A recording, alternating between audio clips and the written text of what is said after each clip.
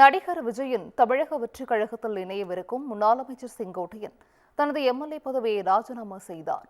விஜய் செங்கோட்டையன் சந்திப்பு குறித்து அரசியல் தலைவர்கள் கூறும் கருத்துக்களை தற்போது பார்ப்போம். நான் அரசியலாக பேசவில்லை. அண்ணன் செங்கோட்டையன் அவர்கள் மிக வருத்தமாக, நேற்று கூட நான் தொலைக்காட்சியில் பார்த்தேங்க, மிகவும் வருத்தத்துடன் அவர் சொல்லியிருந்தார். அதனால நாளைக்கு அவர் மீடியாவில் என்னைக்கு பேசுறாரோ அதை தெரிந்து கொண்டு அதற்கு பிறகு நான் பேசுவதுதான் மரியாதையாக இருக்கின்றன.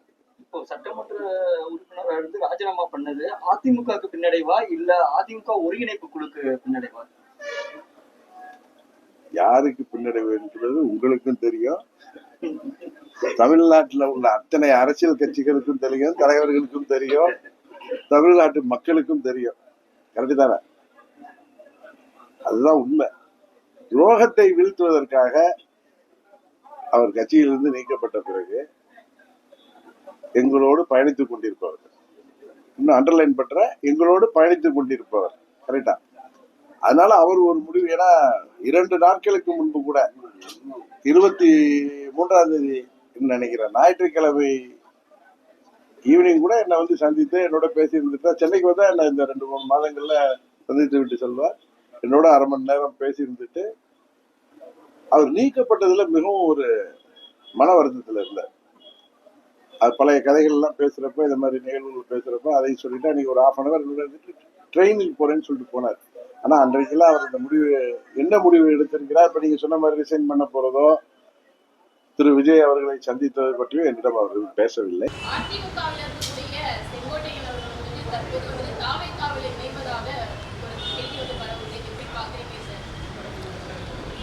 அது எந்த அளவுக்கு உறுதியான தகவல் என்று தெரியவில்லை. சேர்ந்த பிறகுதான் தெரியும்.